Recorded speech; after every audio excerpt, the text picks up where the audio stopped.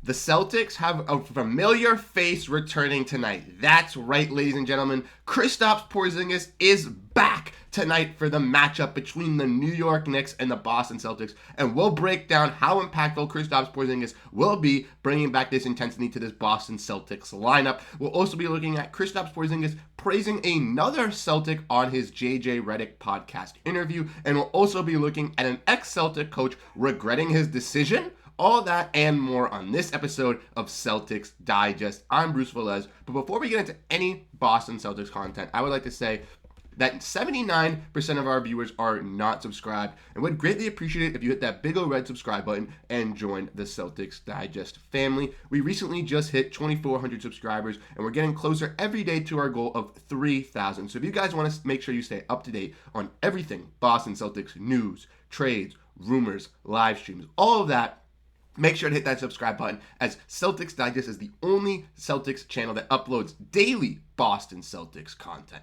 So if you might just want to make sure you stay up to date on everything, make sure to hit that subscribe button and join the family. But let's get into the news at hand today. Make sure to grab a snack, as this is going to be a jam-packed episode. But first, we'll be diving into an ex-Celtic coach. Doc Rivers regrets leaving the Boston Celtics. And if you guys don't know, Doc Rivers was the head coach for the Boston Celtics in the mid-2000s, leading the championship team in 2008. But when the Celtics were midst in a rebuild and were heading to that direction, Doc Rivers was furious. He decided he did not want to be part of a rebuild. He wanted to get out of that situation. So he was traded to the Los Angeles Clippers, which he was then coaching other playoff caliber teams. He then had some other stints from the Clippers going to obviously the 76ers, but now he is not a coach at all, and he's ultimately regretting his decision leaving the Boston Celtics. As we can see here from the Celtics Files on Twitter, Doc Rivers says he regrets leaving the Boston Celtics. I regret it every day. It was the right move for me at the time. 9 years at one place. We were going to rebuild. I look back on that all the time. My life would have been so much smoother if I had stayed where I was at. And I totally agree. Doc Rivers obviously had a lot of challenges going to coach against for this Los Angeles Clippers team who had Blake Griffin, Chris Paul, DeAndre Jordan, all that stuff, were a talented team. But obviously injuries got in their way in their playoff runs throughout the years, so it made Doc look like a bad coach. Then obviously he goes to the Philadelphia 76ers, coaches Joel Embiid. They have a great start to the regular season, but then obviously some issues arise when James Harden gets there, and that's ultimately where we leave off on Doc Rivers as a coach. Fortunately, right now, he's not a head coach in the NBA, even though he's had some great championship teams that he's coached, and now he is an analyst for ESPN. He states basically if he stayed with the Boston Celtics, obviously, he probably wouldn't be there that longer, but his career would have been a lot smoother, not as much hate, not as much looking down upon, and he probably would have been regarded as a nice rebuilding coach in Boston for a little bit, who then could have went and moved on to another city and actually dominated as a head coach. We wish nothing best but the best of luck for Doc Rivers, and hopefully maybe we'll see him coach another team again soon. If not, though, his analyst job at ESPN will always be there for him. Next, we're going to be looking at Kristaps Porzingis praising another Celtic, and that being Derrick White. And if you guys missed it, Kristaps Porzingis was on the Redick podcast, where he discussed with JJ Redick talking about Derrick White. And we have a clip here for you guys saying that Kristaps Porzingis had to say, one thing about you love and one thing that you drives crazy about your teammate at practice. Joe Mazzulla made them do this. And Kristaps said to Derrick White, you're always making the right plays. And because of that, I'm always excited that because of you that. I hold you to that. And I always think that I hold you to such a high standard that I always think you're going to make the right play. And then when you don't make the right play, it drives me crazy. And I thought that was hilarious. As Kristaps Porzingis went into a little bit more detail on Derrick White, he was talking about how he didn't realize how great of a player Derrick White was until he started playing with him, playing on both sides of the ball, being so effective on the offensive and defensive side, and just how great Derrick White is a teammate as well. He also mentioned how he doesn't understand how Derrick White didn't make the top 100, just like Josh and I did at the start of the season. And he was preaching that Derrick White definitely be in that top 100 next season because he is so much more impactful on both sides of the ball. And I totally agree. JJ Redick agreed. Kristaps Porzingis agreed. So come on, ESPN. Let's put those brains together and let's make a great list. Come on, don't do this for clicks and likes. But we're going to be looking at Derrick White's stats so far this season, dissecting how impactful Derrick White has been for this Boston Celtics team, like Kristaps Porzingis has mentioned. Obviously, Derrick White's averaging around 15 points, 4 total rebounds, and 5.3 assists.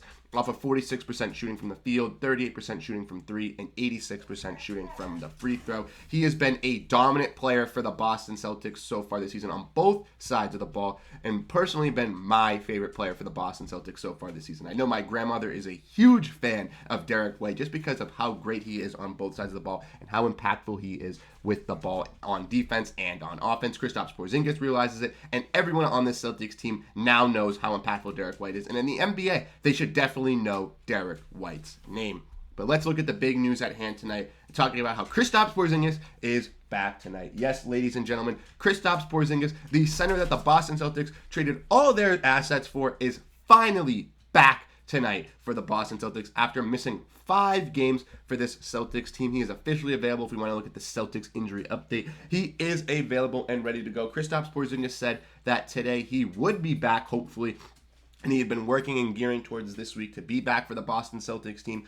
Ultimately, they're not in the in-season tournament final in Vegas, where Kristaps Porzingis projected to be when he would be brought back. But ultimately, Kristaps Porzingis has been a great piece for this Celtics team so far, and will continue to be a great piece for this team as he continues to come back. If we want to look at Kristaps Porzingis' stats so far this season, in his last, obviously, 10 games, he didn't play in the last 10, he only played in 5. 30 minutes per game, shooting 51% from the field, 16% from 3. His three-pointer had gone down in the past couple games. Not the greatest effectively. 70% from the free throw, 7.6 rebounds, 1.8 assists, 2.4 blocks, 1.2 steals, and around 17.5 points. Versus New York, though, in the 2 games that he's played in New York this season, he's averaging 35 minutes, 57% from the field, 53% from 3, 93% from free throw. A really great job from the free throw percentage.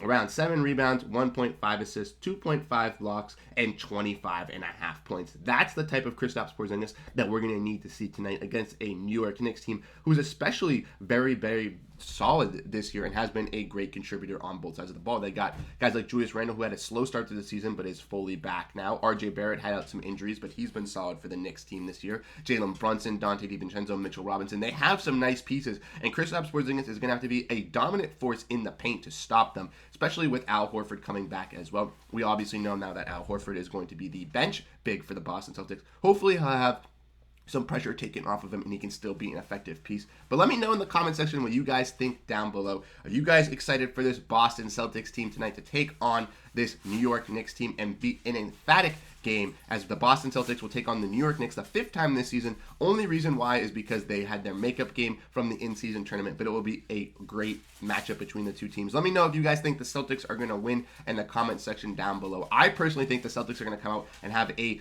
great finish tonight's game after getting embarrassed in the in-season tournament to the Indiana Pacers. I expect them to go full throttle against this New York Knicks team tonight, especially with Kristaps Porzingis looking for a revenge game. If you guys are at this point in the video and still aren't subscribed to Celtics Digest, make sure to hit that subscribe button and join the family, as we greatly appreciate it and we know you guys enjoy this NBA content. Thank you guys so much for tuning into this video. I'm Bruce Veliz. Have a nice rest of your day. Peace out.